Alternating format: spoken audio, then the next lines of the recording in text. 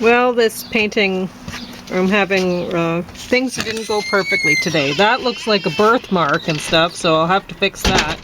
And Silas's lip is all funny there. But I don't know. We'll see. And that's James's dinner. It's a power bowl with some Napa cabbage, onion, and whatever, and dessert. I've been preoccupied with this. I think that's the problem. So I'm setting these things up, and like today, I had written waka, because we'll be talking about the waka on April 21st there. But we didn't go to 6 Mile Coulee today. We went to that one. So that one near the Lethbridge Country Club. And so I read my waka there. But anyway, I'll talk about this a bit and this movie, all my Puny Sorrows, which was actually pretty good. And they went over like the one woman in the movie. It's about two sisters, and these two sisters here, and this one plays piano really well, and this one is a writer. And isn't it funny? You know when someone plays piano well, but you don't necessarily know when someone writes well. Yeah. Anyway, I suppose. Like you said, she plays piano well, and the other one is a writer. Yeah. So anyway, the piano player, she's very successful in everything, but she's very depressed, and she wants her sister to take her to Switzerland so that she can get assisted suicide, because she doesn't want to die alone. But honestly, it was a good movie, because a lot of the time in the movie, the writer, she's saying things to her sister who has tried to commit suicide that I have said before.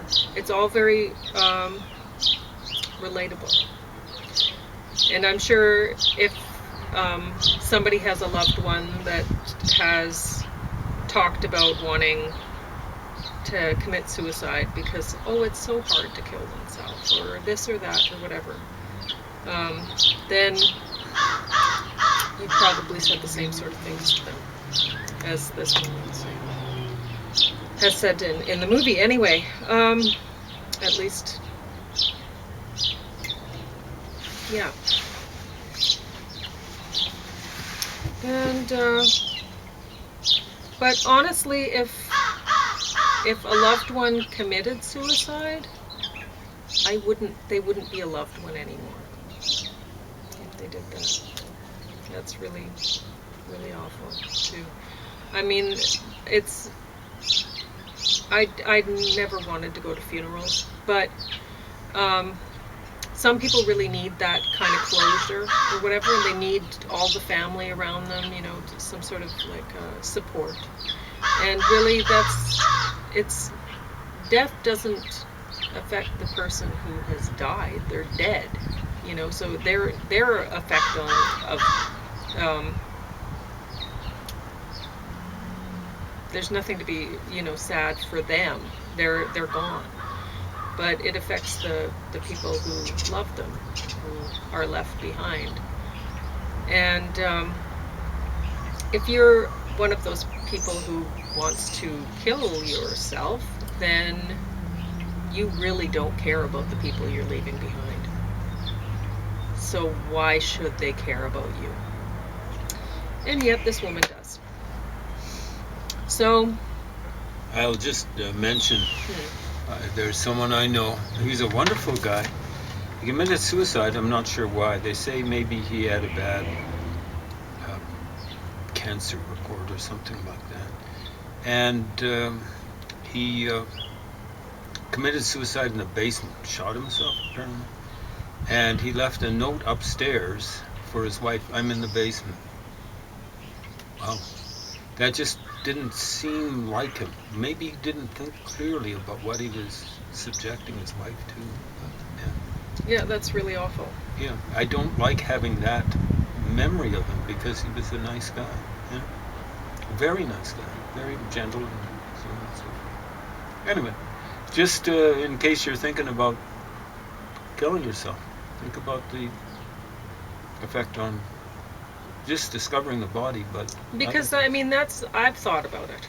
I've thought about killing myself. I mentioned this poetry in the park thing when James decided to teach me. First, we're going to all these places in Lethbridge, and James and we were going on we'd have a rotation. We'd have one day we'd go to one place, and when during the pandemic 2020, when everyone was supposed to be locked down to their house, and they weren't. For the most part, we learned later. yeah. But we were locked away from other people. We'd Yeah. just go to these parks. There was nobody there, and so we got them all to ourselves. We got to be with nature, and we didn't have to worry about exposing ourselves to any other people and bugs or anything that might be. So anyway, but right before this point, I'd had enough.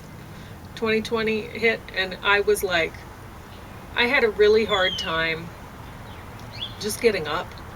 And so we got up, we got out, and got some sun, saw some plants, and discovered all this beauty in life around us that I would have really missed had I gone. And James started teaching me poetry, and he'd assign me we're going through this with other people this year. If you want to come, you can come. And we'll teach the way that James was teaching me. And to a large extent, you teach yourself. I'll give you assignments and stuff like that. You don't have to do them. But no. You're encouraged to, as Pauline does with her art But we'll assignments. do the same sort of thing we're doing. Every day I had a new assignment. Well, with this, we're only giving it out every week because I don't think there would be very many people as dedicated as you were. Yeah. You see, I put the word in. She wanted to be careful about it, but did, yeah. Yep. But I supplied it because I've seen how hard she's worked at this stuff, and intelligently. She's worked very intelligently. It's not just enough when you want to be really good at something to work hard.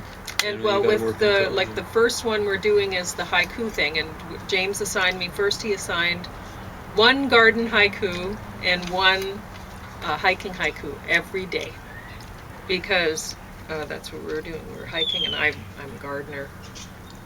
Which lately I haven't been a great gardener. I've been more a hiker and a poet and an artist, and you know what? That's fine because I was having troubles with the gardening. It seemed every time I threw my back out again, it was something I did with the garden, and it was getting frustrating. So yeah, you're stressing your back out. Yeah. No doubt about it. So anyway, what really got me out of that thinking of I don't care anymore, I just want it to end, was thinking, well, that's a real jerk thing to do to the people who might actually love me out there, or might care that I'm dead. And anyway, I think about all the things that I have seen since then, all of the beauty that I've experienced and love that I've felt, and I just it really makes me think. It's when you're this woman's age, young, whatever, being a young woman, it wasn't fun for me, really. There were a lot of miserable things about it. It's not only the hormones, that's a lot of it, though. The hormones were awful. But for me, I didn't like that roller coaster, especially like when when okay, when I was feeling most down, I went into menopause. And perimenopause was trouble, but I'd wanted to have children. So it was really miserable for me going into menopause. But now that I'm menopausal and I'm actually enjoying life, I'm going out and doing things that, yeah, I would like to be doing them with my daughter or whatever. But, you know, I just about every day I get up and I see something that's so beautiful. You know, we go out and I'll go out and I hear the birds like now or whatever. And I don't know how I missed it before, but I did. I mean, they would have been here. I didn't notice them. And so I get it. You know, when you're feeling down like that, I understand. All you can see is the darkness, and you can't even imagine seeing anything good again. But life is long if you let it be, and you will find good again if you let yourself find good again. So anyway, good movie, definitely worth watching. There was one thing in this that I found interesting. They were both the sisters were into poetry, but they were into free verse stuff. Which is plenty okay. Yeah, just don't call it poetry. But we won't be teaching free verse in the Poetry in the Park things. We won't. We're teaching verse. Even the haikus that we're starting with, like, I'm not going to hold people to it. They can write haikus whatever way they want. Mm-hmm. But we like how James taught me is with the haiku, you try to keep the rhythm. So you set a rhythm for yourself, and usually it's easiest one way. But yeah. Well, it shouldn't be hard. I mean, it's not very long. You don't have to. So you don't have to keep it up for very long. So you set the rhythm and you write to the rhythm, and it will help you later on. If you practice writing rhythmically and noticing the rhythm that you're writing, then you will be able to control it later on better when you need to in other forms that require it. So. And why would you want to do that? It's because people respond to it. Same way as why would you want to keep the beat when you're really accurately when you're drumming, or keep the beat when you're playing the piano? Because people respond to it when you actually have command over it. But our second Poetry in the Park thing this year is at Pavan Park at 10 a.m. Just outside the John Martin area, and that one is April 14th. And weather permitting. Yeah, if it's raining or blowing over 60 feet or not. We've had snow at the beginning of May. That's true. So. But that one will be blank verse. And honestly, now that I've written blank verse, I can't understand why anyone would write free verse unless they were really a poetry hack. And they wanted to believe that they weren't. They wanted to keep this image of themselves as a poet. But honestly, if you can write blank verse, you could. It's very free without the rhymes. So I just rhymes can be very tough. Yeah. So can rhythm, but the thing is, it's worth it way more than the rhyme. Because again, people respond. If they don't respond, maybe they just lack a little sensibility. I will say that I'm not terribly interested in writing free verse. I'm interested in writing prose, and I'm not really interested in writing short prose, but that's what free verse is, short prose. And because I find people respond more to a lyric kind of moment if you provide some rhythm and at least occasionally some rhyme to go along with it, or chime. Various other sonic devices like alliteration and so on and so forth. But if someone wants to write short prose, short prose, and just don't call it free verse. That's an oxymoron. Doesn't make any sense. It's verse is not free. There we go. I mean, a smart person sets their own. It's like someone improvising at a piano sets their own rhythm and stuff like that. So it's not like, oh man, I've gotta do what someone else says. That's not free. You know, like verse is like playing the piano. People respond more if you've got a little bit of a rhythm going or something. Like you can kind of noodle around and whatever. And, you know, it's like listening or a harmonica. You can noodle around. It's one of the worst things in the world, listening to some kid trying to learn harmonica. I've visited that on people on a few occasions when a harmonica's turned up in the household. And eventually I get tired of it too. Yeah. No? Huh? Yeah. There we go. So anyway, I think this will be the last time I show you this Carolyn Pullman DVD. But, well, it's 2 DVDs, but honestly it could have been on 1 DVD. So I don't know why people do that, because it's 3 hours, I think. And they could fit it on 1 rather than 2. Anyway, so I did want to mention something else about the... I don't know what it was. Something, when she puts the snow on, she wets down, see how I have the color how it melts out? I don't know how to, well, that's done by putting the water all over this area first, and then you put it here and it just spreads. It spreads through the water, color spreads through the water. So you can get,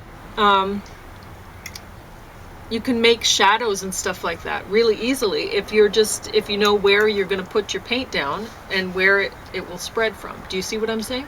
So that just comes with practice, learning watercolors. Well, with this, we had masked the snow patches on the tree boughs, and then we took the masking off and it was bright white, and then we put the blue on the bottom. But what she did is she wet the boughs, the white patches, and then put the blue down, which is normally how you would do it. But this green, for some reason, this dark green, hers did the same thing. It really reacts to the water. You put the water there again and it starts to spread. Well, you don't want the green to be spreading in. You want snow, you want it to look like blue snow shadows, right? And she was saying, oh, isn't that nice? You know, no, I didn't want that. And I don't think anybody would.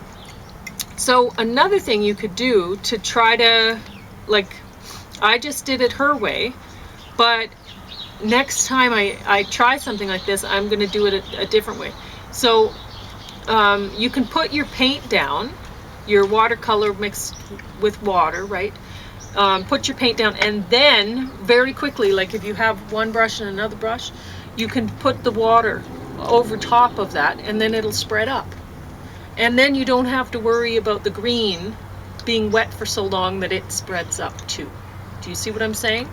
Because, yeah, I can't imagine anybody would have liked the green spreading up, because I sure didn't. And so then I was trying to put more blue to cover the green and whatever. So anyway, that's I think all I was going to talk about with that.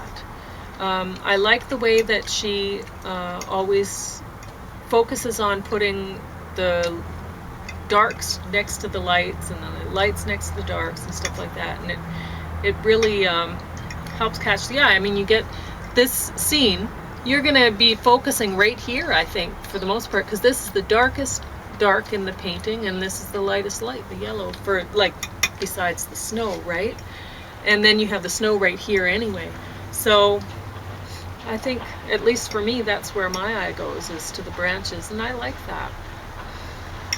And I don't know what'll happen with with my painting here once I get this smoothed out so it doesn't look like an ugly birthmark on my cheek, and once I get Silas' lip fixed so that it doesn't look like he's wearing lipstick or something, or poorly applied lipstick.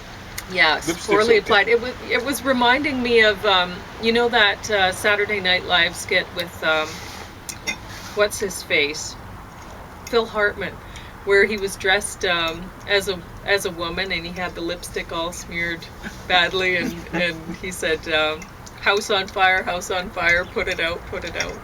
I don't know if you remember that. It was so I've funny. never seen it, but I loved I'm it. laughing. That was my favorite Saturday Night Live skit ever. And when I heard about Phil Hartman, the news, it About him really getting hurt killed, me.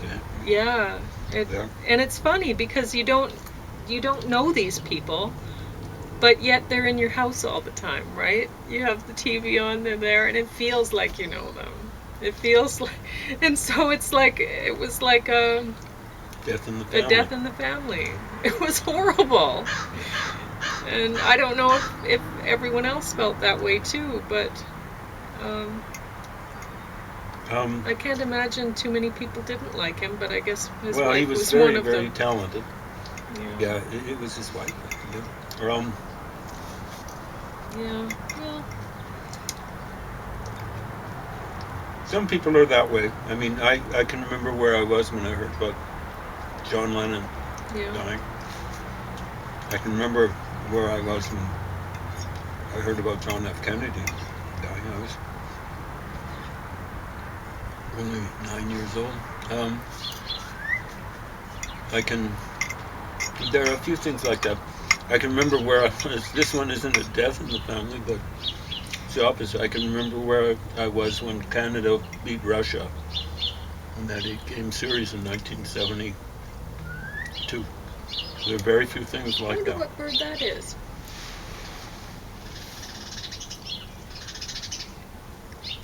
It's a different kind of sound. The whistle one. Yeah. Yeah. It's something we don't have around There's here. lots of birds up now. I hear a crow going up. Fine.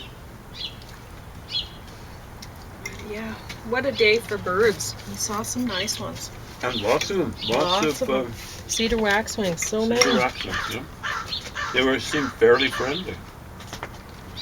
I don't know where it is. But that's been our experience with cedar waxwings, right? They're not terribly shy.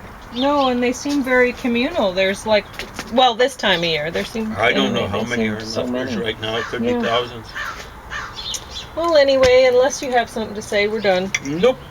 Tomorrow, hopefully, I'll have something to say about Easter and Okay. the vernal equinox and what happened around the time of Exodus. What Yeah. really happened. Well, happy Easter, everyone. Mm-hmm.